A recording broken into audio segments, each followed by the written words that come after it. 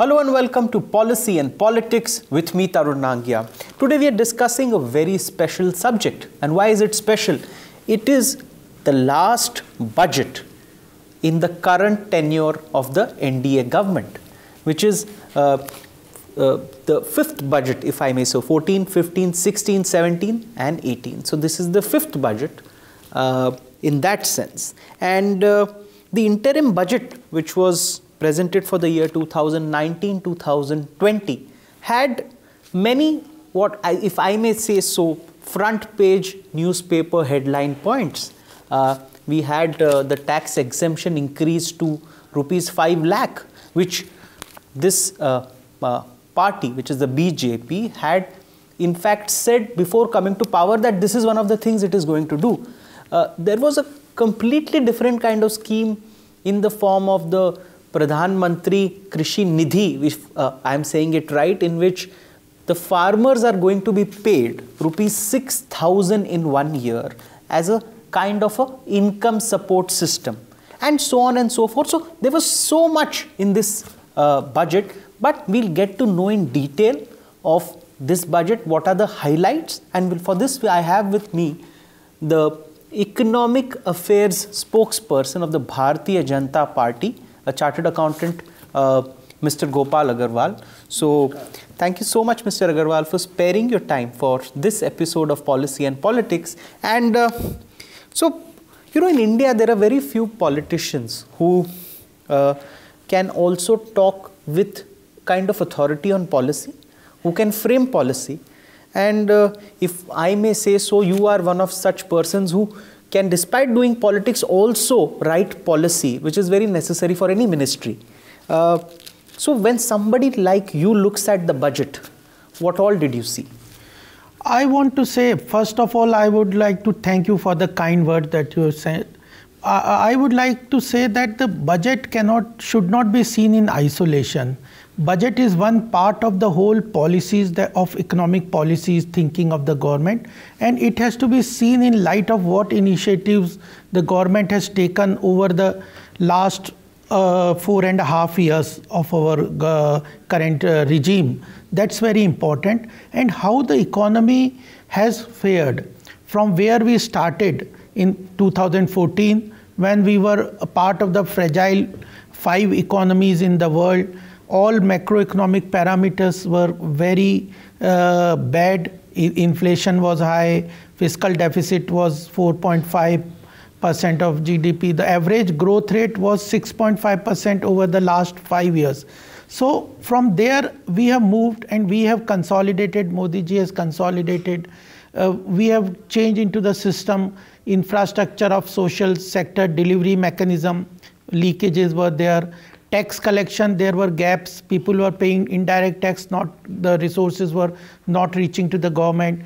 Corruption, every day there was headlines, every day there was a headline that some scam, corruption. All these scenario had created a situation where there was huge concentration of wealth.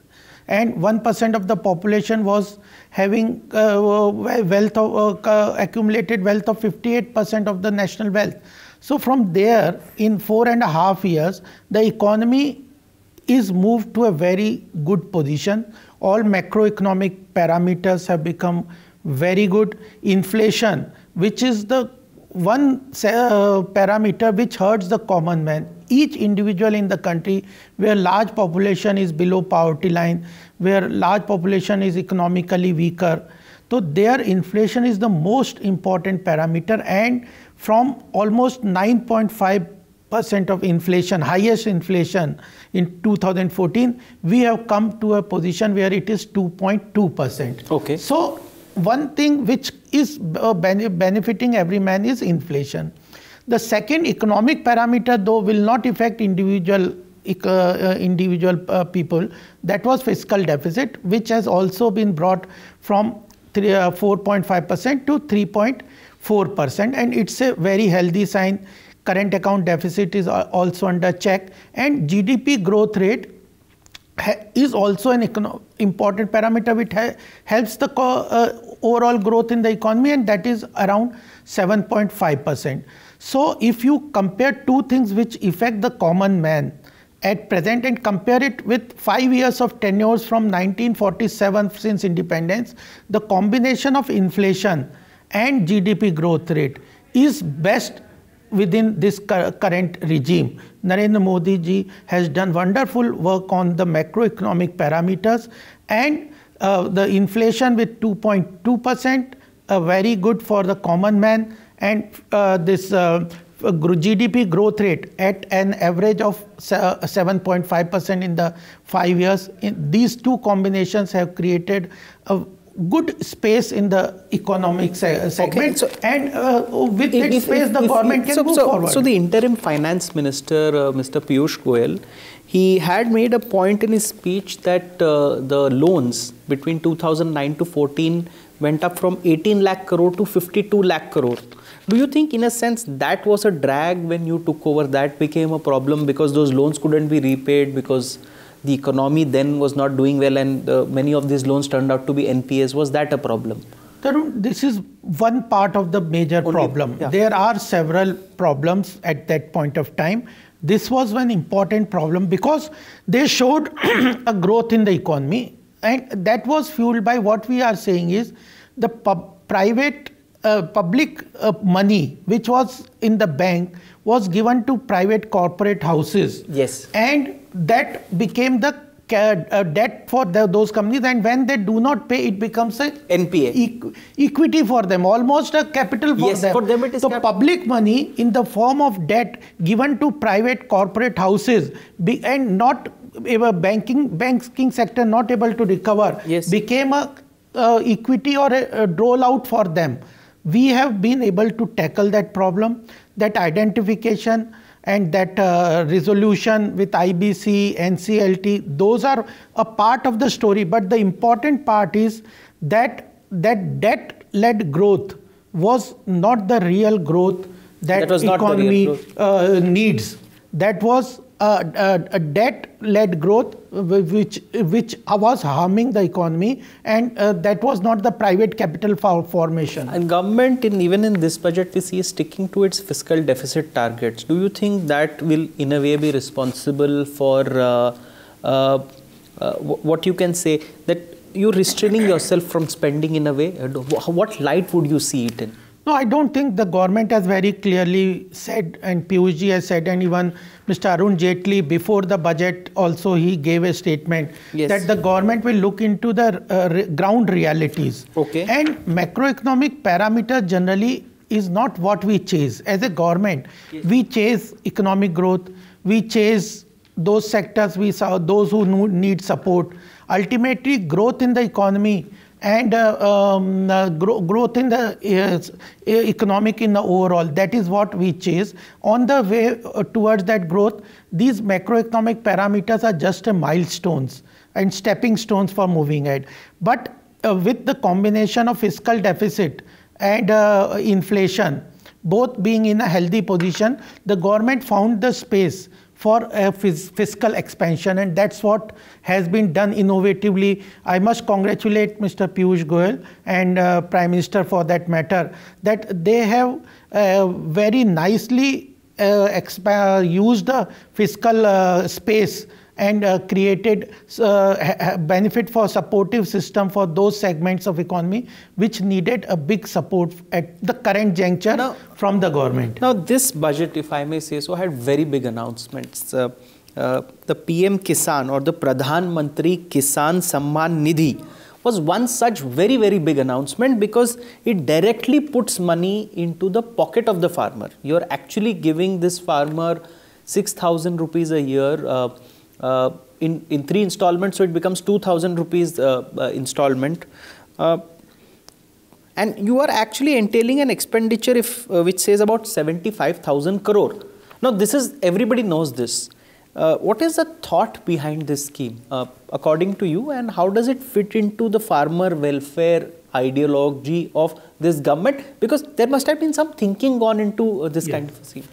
Because there was, what I would like to say, everybody was telling that the farming sector, agriculture sector needs a big support push from the government. Though in over 4.5 years, Modi government has done a lot for the farmers with regard to MSP being increased to 1.5% of the cost, neem coated urea, interest subversion, insurance, Pradhan Mantri Fasal Bima Yojana, increasing infrastructure investment into irrigation land. All these were done, and introduction of e-NAM, etc., and GST, creating one national, one market. But still farmers were in some sort of challenging situation. They needed support.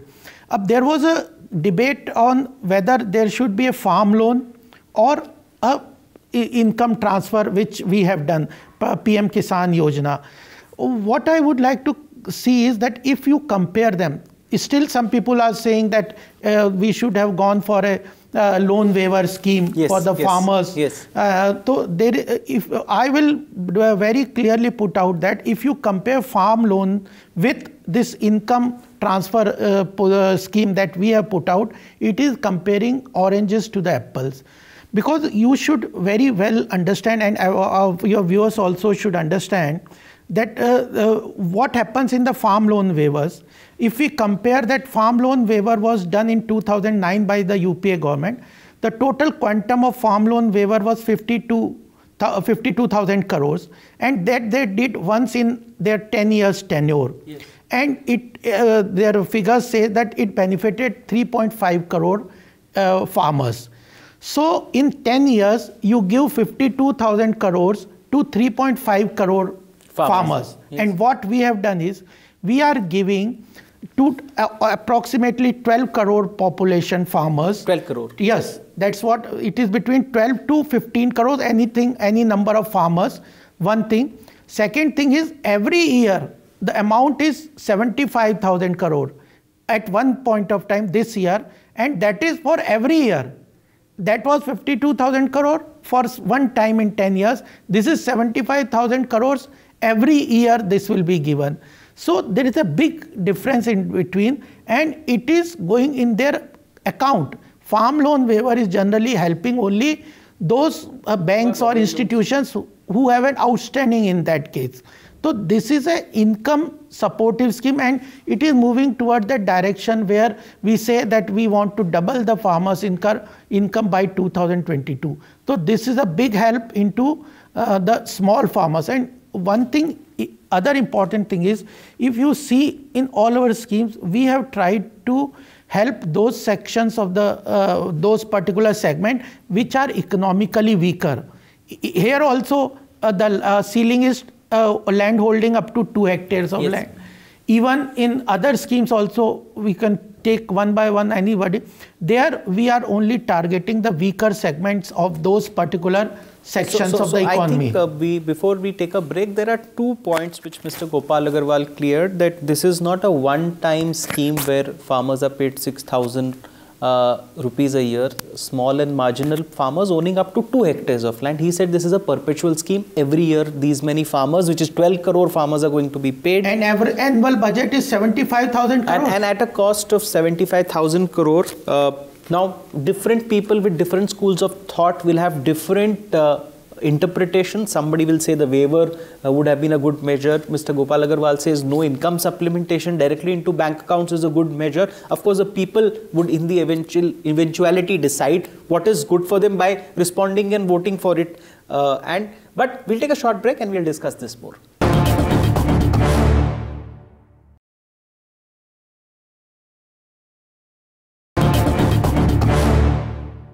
Welcome back. Just before the break, we had Mr. Gopal Agarwal sharing with us that how income supplementation to farmers would be a better measure than one-time loan waivers per se. So you've targeted about small and medium farmers in that sense, about 12 crore if we take the lesser estimate. But let us go ahead.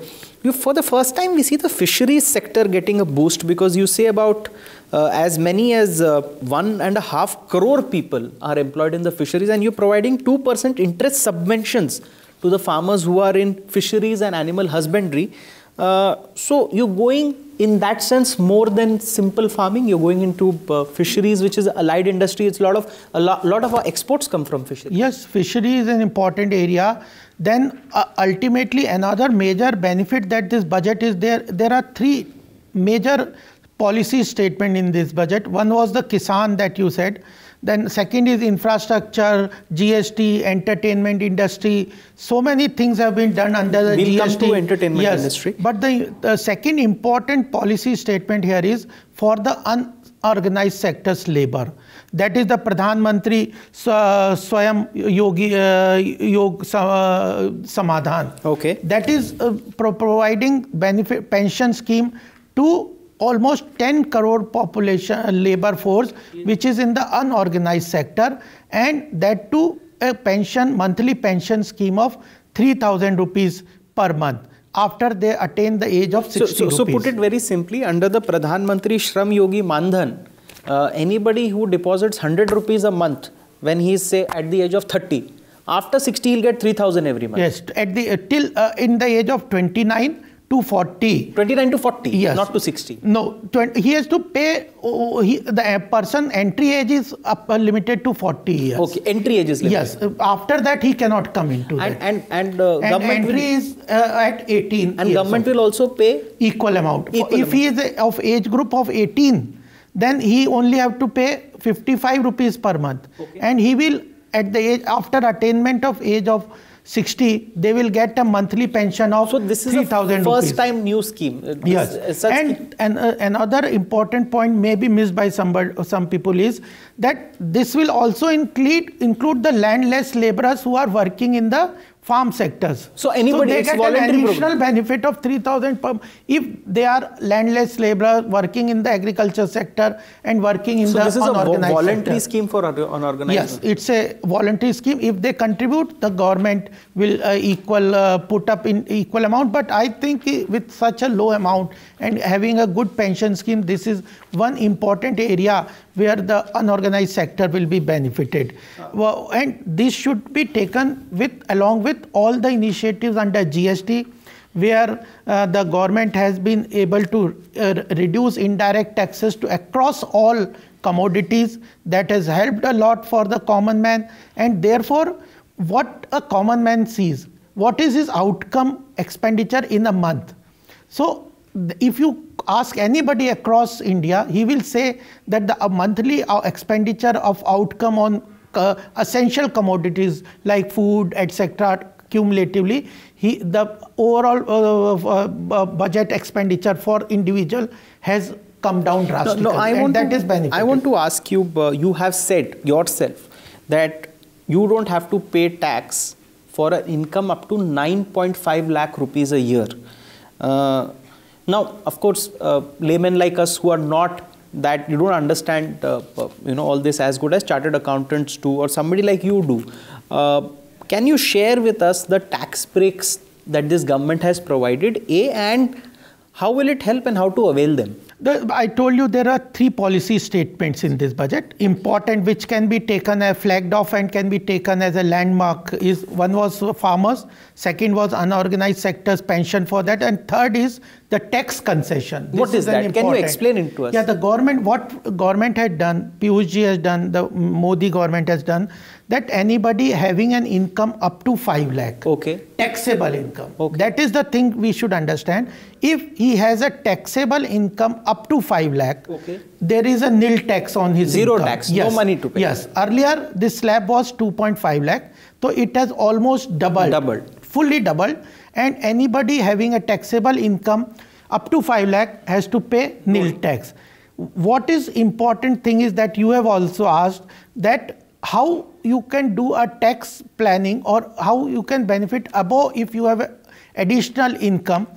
Will that individual have to pay higher tax or what is there? So what has been explained by us is that there is a benefit of ATC. ATC. Anybody investing in saving schemes, various saving schemes, there are various schemes which qualify for ATC benefits. He invests about 1.5 lakh, there is upper cap of 1.5 lakh. If he invests from his income, anything up to 1.5 lakh, that also comes, his taxable income becomes less than 5 lakhs. Yes. Suppose he has a 6.5 lakhs income, he invests 1.5 lakh, his taxable incomes become less than 5 lakh, so he has to pay nil tax. Yes. Second thing is, if he is having, there is another scheme and a concession that the government says if he goes for a national pension scheme, NPS, he can invest up to 50,000 in that.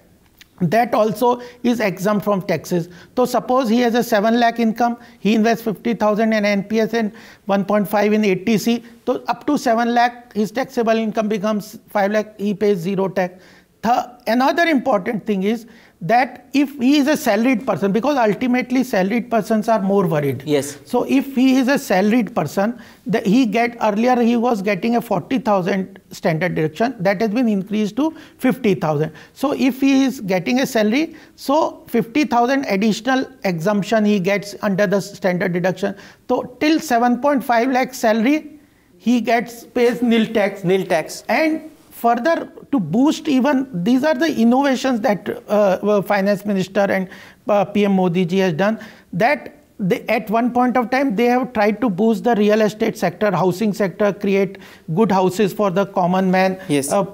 Bring investment into construction industry. There is an exemption of any loan repayment and on housing loan and interest repaid into that component up to 2 lakh. If anybody has taken a housing loan and he repays that, it becomes and if he pays an interest of up to 2 lakhs, so that is also exempt from the 9.5 lakh is it? Till 9.5 lakh, anybody having an income paying 2 lakhs as an annual interest rate on housing loan, 50,000 standard deduction, 50,000 NPS and 1.5 in ATC. So if he has a gross income of 9.5 lakh, he pays 0 tax. So that's a remarkable innovation. That's a very interesting thing for all our viewers, because I know a lot of people would want to know about it. That, as Mr. Gopal Agarwal explained, till about 9.5 lakh rupees your earning is gross income per, you have to pay no tax. As he said about your investments under ATC up to 2 lakh, standard deduction of 50,000 and house loan interest exemption or from paying tax up to 2 lakhs. That makes it 9.5 lakhs. And what would be your closing comment for this discussion on the budget? I would like to tell you, beside these 3 important factors, macroeconomic parameters being good, there is a roadmap vision. The Finance Minister has given a 10-point vision statement also, which are the areas which we will focus. Prime Minister has said that this is an interim budget. We will come out with the final budget where some of the tax structures that we want to put into, this reduction on tax slab, etc., can be looked forward. People should wait. We will give more benefits. So there is more to come. The last point I would like to say is that tax assessment was a big problem in the country. There was a lot of corruption. There was a lot of harassment.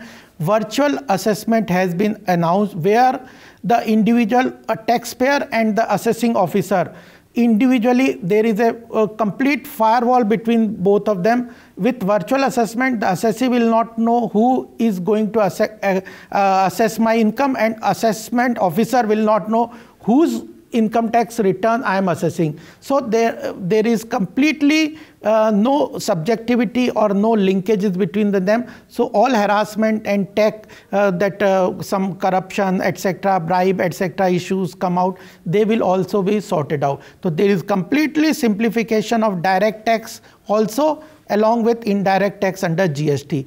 So it's a dream budget, I can tell you. It's a dream budget. People are talking whether it is an interim and final budget. These are simply nomenclature. In Constitution, there is no differentiation between interim or final budget. The government is within its power to put up a budget in the last year. So very interestingly, Mr. Gopal Agarwal said that first of all, this point on income tax. I may also add that even for scrutiny, I think you will be picking up via computer. Yes, and that's not random. A big difference. That was one thing which was noticed by everyone. And 24 hours refund will come to. But we are holding on to a promise which he says that the government will further reduce. But we will ask him in further interviews. But if I may say so, thank you so much, Mr. Gopal Agarwal, for sharing these points within the budget. Your point on 9.5 lakh tax exemption was actually important to a lot of our middle class viewers who would want to know such things. But thank you so much for sparing your time for this episode of Policy and Politics. We look forward to having you on our future shows too. Thank you so much. Thank you viewers for joining us. Thank you.